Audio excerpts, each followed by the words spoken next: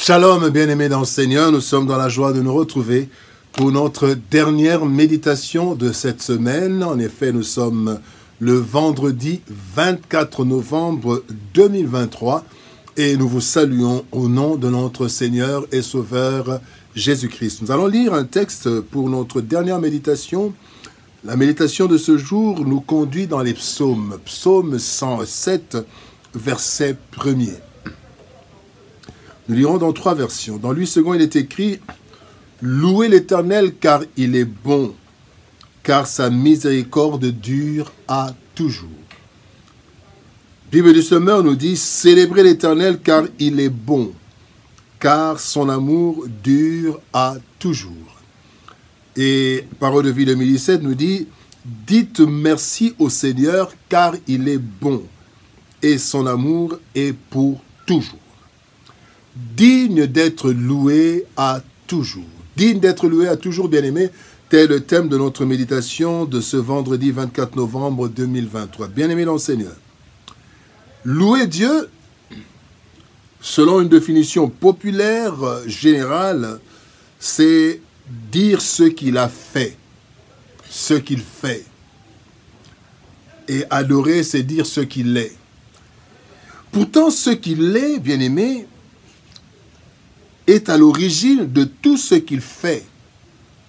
En effet, Dieu n'est pas Dieu parce qu'il fait tant de choses, mais il fait toutes choses parce qu'il est Dieu. Donc, sa nature est donc l'origine de toutes ses actions.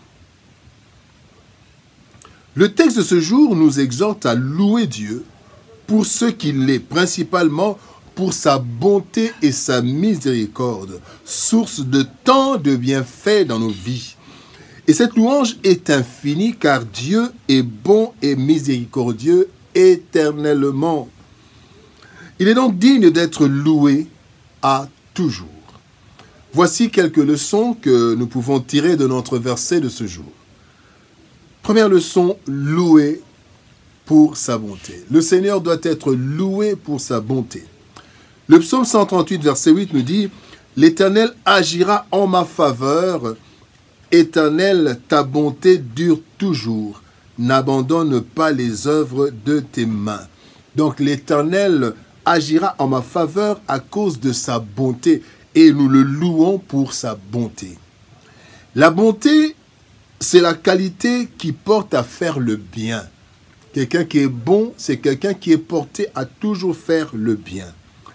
La force de la bonté, bien-aimé, ce sont en fait les actes posés qui démontrent l'existence de celle-ci, de cette bonté. Sans acte, on ne peut pas connaître la bonté. De la création jusqu'à nos jours, bien-aimés, nous voyons les effets de la bonté de Dieu. La création est le fruit de la bonté de Dieu. Il a créé par bonté. Notre position supérieure, quand la Bible dit « l'homme a été créé de peu inférieur à Dieu », notre condition supérieure où il a donné toute la terre sous la domination de l'homme. Ça, c'est la bonté de Dieu. La bonté de Dieu, Seigneur bien-aimé, la bonté de notre Seigneur est la source de notre salut. Le souffle de vie, ce que je souffle, la vie que j'ai maintenant, c'est à cause de la bonté de Dieu. Le royaume préparé d'avance, c'est encore un fruit de la bonté de Dieu et tant d'autres bienfaits innombrables que Dieu fait dans nos vies. Dieu mérite donc d'être loué à toujours, car il ne nous veut que du bien. Quant à notre salut total, futur, mais aussi à notre vie sur la terre, Dieu ne veut que notre bien, n'ayant, bien aimé, rien de consistant à lui. Qu'est-ce que nous pouvons donner à Dieu? N'ayant rien de consistant à lui offrir, nous ne pouvons que le louer, seul sacrifice à la portée de tous. Hébreux chapitre 13, verset 15 nous dit « Par lui offrons sans cesse à Dieu un sacrifice de louange, c'est-à-dire le fruit de lèvres qui confesse son nom. » Qu'est-ce que nous pouvons donner à Dieu si ce n'est notre louange à cause de sa bonté? Je suis vivant, tu es vivant, mon frère, ma soeur, parce que Dieu est bon, tout simplement. Deuxième leçon, loué pour sa miséricorde. Éphésiens 2,4 nous dit, « Mais Dieu qui est riche en miséricorde à cause du grand amour dont il nous a aimés. » Il est riche en miséricorde. La miséricorde, c'est la vertu qui porte à avoir pitié et compassion. Sans elle, bien-aimés, nous ne saurions demeurer en vie, car il est écrit dans Romains chapitre 6, verset 23, « Le salaire du péché, c'est la mort. » Donc, chacun de nos péchés devrait aboutir à la sentence de mort. Cependant, la miséricorde de Dieu lui empêche de nous châtier à la juste mesure telle que la Bible dit dans ces deux versets. David dit dans le psaume 51, verset 6, « J'ai péché contre toi, en sorte que tu seras juste dans ta sentence, sans reproche dans ton jugement. » Et psaume 130, verset 3 nous dit, « Si tu gardais le souvenir de nos iniquités éternelles, Seigneur, qui pourrait subsister? Est-ce vous? Est-ce toi, mon frère? Est-ce moi? Qui pourrait subsister si le Seigneur tenait compte de toutes nos fautes? Seule la miséricorde de Dieu nous maintient, alors que nous bronchons tous d'une façon ou d'une autre, tel qu'il est dit dans Jacques chapitre 3, verset 20. Nous devons donc louer Dieu pour sa miséricorde qui le pousse à ne pas nous sanctionner comme il se doit. Troisième leçon, louer à toujours. Dieu mérite d'être loué à toujours. Lamentation chapitre 3 verset 22 nous dit « Les bontés de l'Éternel ne sont pas épuisées, ses compassions ne sont pas à leur terme. » Bien-aimés, ce que Dieu a fait en notre faveur, il le fera encore. Et fera encore des merveilles et des prodiges plus grands, car il est naturellement bon et miséricordieux. La louange ne devrait donc jamais manquer dans nos bouches, car ce qu'il produit, c'est ce qu'il fait.